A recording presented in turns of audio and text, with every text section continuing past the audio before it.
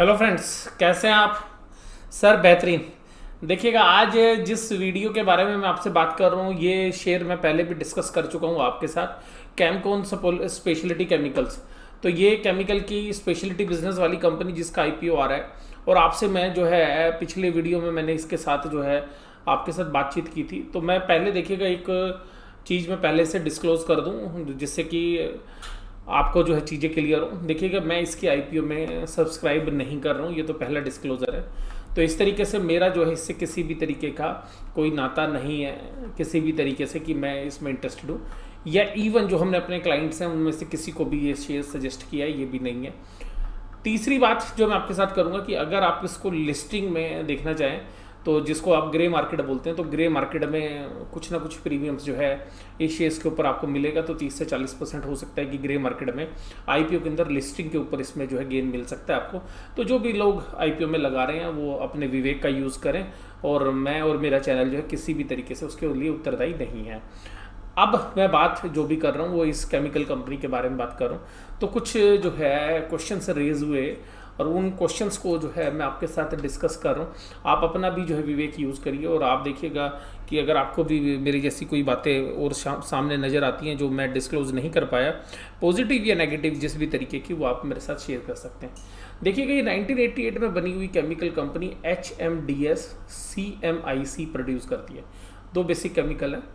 अब इन्होंने यहाँ पर Hetero labs limited, Laurus lab, और विद फार्मा, लेंटेक pharma, McLeod pharma are the key customers word use किया of its pharma chemical business. देखिएगा, मैं आपको एक सिंपल सी बात बताना चाहूँगा, ध्यान से सुनना मेरी बात। मैं यहाँ पर कोई आपत्ति नहीं दर्ज कर रहा हूँ, लेकिन मैंने जो इसके फाइनेंशियल्स को खंगालने की कोशिश की तो मेरे पास कुछ चीज़ें आई। तो मैं अभी देखिएगा, जब हम कोचिंग बिजनेस के अंदर काम करते हैं तो हम भी जो है बहुत सारे लोगों से सप्लाई लेते हैं, चाहे वो रजिस्टर्स की है या मार्कर्स की है या कंप्यूटर्स हैं या स्क्रीन्स हैं या इसी तरीके से कुछ इक्विपमेंट्स हम लेते हैं। अगर मान लीजिएगा हमने किसी एक दुकान से एक बार एक रजिस्टर खरीद लिया और वो दुकान वाला अपना आईपीओ लाता है और ये कहता है कि देखिए जी, मैं रविंद्र सर के इंस्टीट्यूट को जो है कॉपी सप्लाई करता हूँ, हो सकता है 1 टाइम किया हो, 2 टाइम किया हो। तो आप देखिएगा, मैं ये नहीं कह रहा कि ये रेगुलर कस्टमर्स हैं या इनके नहीं है, ये देखना पड़ेगा खंगाल के। तो केवल नाम लिखने से ये नहीं है कि ये जो है कब से इनको सप्लाई कर रहे हैं, ये एक मामला देखना पड़ेगा, क्योंकि पहले तो इस कंपनी की सेल ही नहीं थी, तो इतने लोगों को सप्लाई कैसे कर रहा था। तो पहले तो ये बात जो है मैं आपको बताना चाहूँगा। फिर जो यूएस की, चाइना की, जापान की, जो सर्बिया की मार्केट है उसमें कितना मार्केट शेयर है इनका, वो भी देखिएगा आप। तो आपको सारी चीज़ें हैं बाद में पता चलेगी कि किस तरीके से जो है यहाँ पर मुझे आईपीओ जो है महंगा लग ही रहा है वैल्यूशंस वाइज। और कुछ और बातें भी मैं आपको साथ करने जा रहा हूँ। देखिएगा, एक कंपनी 3 करोड़ रुपए का प्रॉफिट कमाती है 2017 में, और जहाँ पर वो 62 करोड़ की सेल करती थी, हालांकि कुछ एक्सपेंशन थे इनके, मैं ये नहीं कह रहा, और वहाँ पे वो कंपनी जो है सेल को 225 करोड़ में कन्वर्ट कर देती है। मुझे येस बैंक की याद आती है, मुझे मनपसंद बेवरेजेस की याद आती है, इस तरीके के जब फाइनेंशियल स्टेटमेंट देता हूँ। अब मैं क्या करूँ, मेरे दिमाग में डाउट क्रिएट हो जाते हैं। तो सीधी सी बात है, हिस्ट्री हमारे को सोचने के लिए मजबूर करती है। अब आईपीओ आ रहा है 340 रुपये का, और शेयर्स की ईपीएस है 15-16 रुपये के बीच में। तो 20 से ऊपर के पी रेशो पर ये जो शेयर्स है ये आपको मिल रहा है। अब ये जो 20 से ऊपर के पी पर ये शेयर्स मिलेगा आपको, तो मुझे इसकी जो वैल्यूशन है वो महंगी लगती है। अब देखिएगा, ये जो है मार्केट है जहाँ पर इनके जो प्रोडक्ट्स हैं वो सप्लाई होते हैं, जहाँ पर वो प्रोड्यूसर्स हैं। देखिएगा, पूरी मार्केट के अंदर ये देखिएगा कि 2013 में इस प्रोडक्ट की जो पूरी डिमांड थी वो 3279 मीट्रिक टन थी, और अभी वो 35,700 है। इसका मतलब है इस प्रोडक्ट की डिमांड है ही नहीं मार्केट में। अगर 5 साल के अंदर भी आप देखोगे जिस प्रोडक्ट को ये मेजरली बनाते हैं उसकी डिमांड ही नहीं है। उसके बाद देखिएगा, जो डिमांड आ रही है वो 11,890 करोड़ से चाइना लेके चला गया 17,800। तो सारी जो भी यहाँ पर इसमें भी जो ग्रोथ आई है सब कहाँ चली गई, चाइना में। नॉर्थ अमेरिका 10,000 मीट्रिक टन था, वो 7,000 पे आ गया। यूरोप 5,500 से 5,500 पे, हमेशा 5,500 पे है। जापान 3,000 पे स्टेट है, वो अपनी कंजम्पशंस कर रहे हैं। इंडिया भी 2,400 पे है। तो ध्यान रखिएगा, बीच में तो 1,800 पे भी चला गया था। तो इसका मतलब क्या है कि ये डिमांड जो है ये इतनी ही रहनी है 24, तो इसमें ग्रोथ ही नहीं है बिजनेस के अंदर। तो मुझे सबसे बड़ा रिस्क है कि जो इनका बेसिक प्रोडक्ट है उसके अंदर भी डिमांड नहीं है। तो मुझे ये शेयर्स इसलिए जो है नहीं है समझ में आ रहा, क्योंकि जब इसकी सेल नहीं बढ़ेगी तो प्रॉफिट कहाँ से बढ़ जाएगा, ग्रोथ है नहीं। और दूसरे प्रोडक्ट में भी सिमिलर है। अब ये देखिएगा यहाँ पर 15.37 की जो है EPS और 340 रुपये में आ रहा है शेयर। तो 340 डिवाइड बाई 15.37, इसकी जो EPS है वो अभी इशू प्राइस पर 22 टाइम्स है। भाई साहब इससे बढ़िया जो शेयर्स है ना बेहतरीन, वो उसी के आसपास की प्राइस टू बुक वैल्यू से सस्ते मिल रहे हैं। और यहीं पर बहुत अच्छी कंपनी, आपको इससे सस्ती वैल्यूशन पे सुदर्शन केमिकल मिल रहा है। पोशाक लिमिटेड एक बहुत अच्छी कंपनी है, आप इसको देखिएगा, इसकी भी अच्छी वैल्यूशन। अब देखिएगा फाइन ऑर्गेनिक्स है। अब ये देखिएगा फाइन ऑर्गेनिक्स इस सेक्टर के अंदर सबसे अच्छा परफॉर्म कर रही है, ये विनाती ऑर्गेनिक्स। इसकी भी रिटर्न ऑन इक्विटी 26% है, 26% है रिटर्न ऑन नेटवर्थ। ये देखिएगा 34। तो मुझे समझ में नहीं आ रही कि 34 आ कैसे रही है। मेरा डाउट करना हो सकता है कि जायज़ ना हो, पर देखिएगा इस सेक्टर के अंदर सभी को ये रिटर्न ऑन नेटवर्थ में आउट परफॉर्म कर दे छोटी कंपनी, थोड़ा जस्टिफाई नहीं हो रहा, क्योंकि सेल्स भी एकाएक जो बढ़ती हुई नज़र आई, वो तो मैं भी आऊँगा ही पॉइंट पे। अब देखिएगा मैं आपसे बात करता हूँ कैश फ्लो स्टेटमेंट की। तो कैश फ्लो स्टेटमेंट पे आइएगा, नज़र दौड़ाइएगा, देखिएगा ये इन्होंने 64 करोड़ के प्रॉफिट दिखाया। मैं अभी आपको ये बताऊंगा, ध्यान से समझिएगा। उसमें डेप्रीशिएशन 42 करोड़ का। चलिए जी प्लांट में एक्सपेंशन हुआ था, डेप्रीशिएशन बढ़ना चाहिए, 22 से 42 हो गया डेप्रीशिएशन। चलिए मैं मानता हूँ यहाँ पे ठीक है, आपका एक्सपेंशन हुआ, डेप्रीशिएशन बढ़ गया। आपकी इंटरेस्ट की कॉस्ट 3 करोड़ से 4.6 करोड़ होगी। इसका मतलब डेट बढ़ता जा रहा है। और देखिएगा यहाँ पे 4 से 4.6 है। चलो यहाँ तक की बात भी समझ में आ रही है। ये ट्रेड रिसीवल्स 34 करोड़ की सेल्स पिछले साल में ऐसी बढ़ी थी, मैं ये नहीं कह रहा जितनी थी, 34 करोड़ की सेल ऐसी थी जिसकी रिकवरी नहीं हुई, यानी कि जो सेल बढ़ी उसमें 34 करोड़ रुपए वसूल नहीं हुए।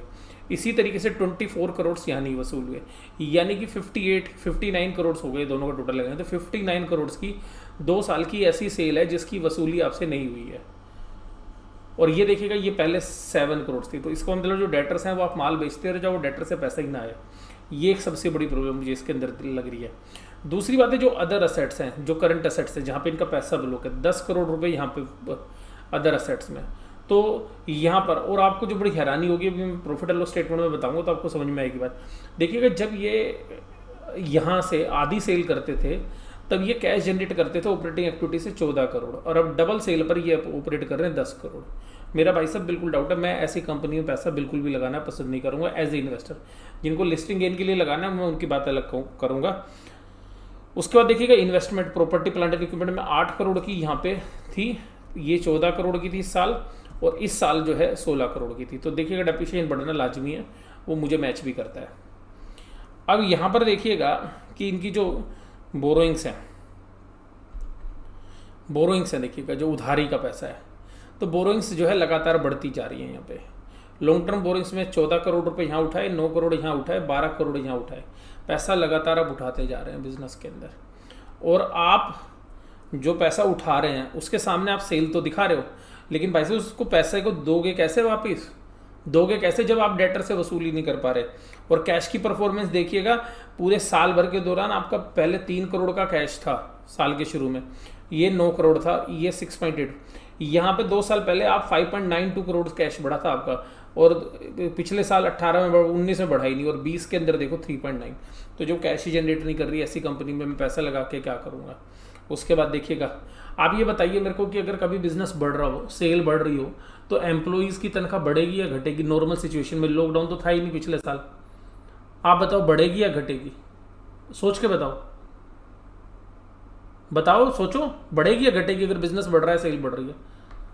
बिजनेस बढ़ रहा है तो देखिएगा, अगर बिजनेस नहा भी बढ़ रहा हो ना, एम्प्लॉय कॉस्ट आधी नहीं होती है। अब देखिएगा यहाँ पे एम्प्लॉय की कॉस्ट जो 24 करोड़ रुपए की सैलरी थी, जिसमें डायरेक्टर की भी इंक्लूड है, वो 14 करोड़ हो गई। डायरेक्टर ने अपनी जानबूझ के छोड़ दी।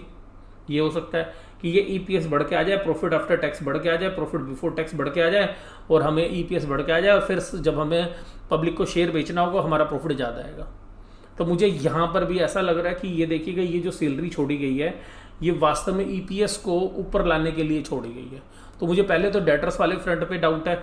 दूसरा, आप बताइए कि जो सैलरी आप 157 करोड़ की सेल पर 18 करोड़ रुपए दे रहे थे 2018 में, 19 में आप 24 करोड़ दे रहे थे 303 करोड़ की सेल पे। चलिए यहाँ पे सेल घट गई आपकी, क्योंकि ये डाउन था थोड़ा सा मार्केट इस समय, तो 262 करोड़ की सेल पर आप बताइए, जहाँ 18 करोड़ की सेल 19 करोड़ थी, बल्कि 19 करोड़ की सैलरी आप दे रहे थे 157 करोड़ की सेल पर, अब 262 करोड़ की सेल पर आप क्या केवल 14 करोड़ सैलरी दोगे 18.8 से? नहीं दोगे। मुझे यहाँ भी डाउट आ रहा है। तो मुझे ऐसे फाइनेंशियल स्टेटमेंट पे यकीन नहीं होता है। तो मुझे यकीन का मतलब ये है कि अभी इन्होंने छोड़ दिया, अगले बार ज़्यादा ले लेंगे। जब आईपीओ आ जाएगा तो जो सैलरी बच रही होगी, कोई एग्रीमेंट होगा उनके साथ कि भाई सब परफॉर्मेंस बेस्ड बोनस आ जाएगा। तो यहाँ पे जब इस तरीके के इश्यूज आते हैं तो मैं ऐसी कंपनियों से दूर रहना पसंद करता हूँ। अपने एनालिसिस में मैं आपको ये बताना चाह रहा हूँ। मैं फिर कह रहा हूँ, जिनको लिस्टिंग में लगाना है, मार्केट में यूफोरिया है, मार्केट में लिस्टिंग पे गेन बन सकता है। तो मैं ये किसी को मना नहीं कर रहा कि आपको नहीं लगाना शेयर, बट मैं आपको एक एनालिसिस में चीज़ें बता रहा हूँ कि लॉन्ग टर्म के अंदर इस शेयर्स के अंदर क्या खामी आ सकती है। इसी तरीके से देखिएगा, जहाँ 3 करोड़ का ब्याज जा रहा था वो 4.6 उधारी बढ़ रही है, तो अल्टीमेटली आपकी उधारी बढ़ रही है। एक्सपेंशन में कोई ऐसा आपने जो सेल दिखाई है उसकी रिकवरी आप कर नहीं रहे। और एक खास बात आप देखोगे कि मटेरियल की कॉस्ट भी, अगर मटेरियल की कॉस्ट परसेंटेज टर्म्स में देखोगे तो मैच नहीं कर रही है कि कितनी थी। यहाँ पे 50% से ज़्यादा की मटेरियल कॉस्ट थी। यहाँ पे मटेरियल कॉस्ट बढ़ गई पिछले साल 19 में, लेकिन इस साल जब आईपीओ लाना था तो आपकी मटेरियल कॉस्ट कंपेरेटिवली फिर कम हो गई। चलिए, वो हो सकता है, मैं इस मामले में ज़्यादा नहीं कहूँगा कि चलिए मटेरियल के प्राइस ऊपर नीचे होते हैं, तो हो सकता है ये। बट मैंने आपको 2 इश्यूज़ बताए कि एम्प्लॉय की सैलरी कैसे कम हो जाएगी। एम्प्लॉय की सैलरी बिजनेस बढ़ने पर, और वैसे भी इन्फ्लेशन इफेक्ट है, बिजनेस बढ़ रहा है तो भी बढ़नी है, और वैसे भी अगर बिजनेस सेम भी रहे तब भी तो सैलरी बढ़ती है।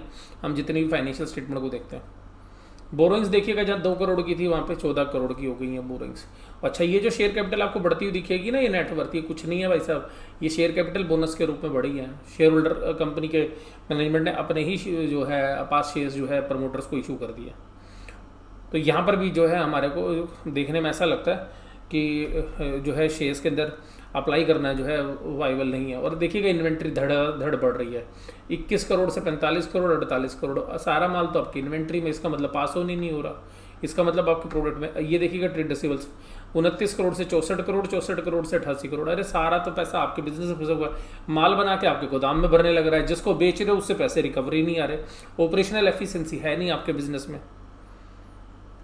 ठीक है, जो बिजनेस में कैश आप 9 करोड़ रुपए रखते थे 18 में, आज वो 10 करोड़ है। आपके बिजनेस का साइज आप बता रहे हो डबल हो गया।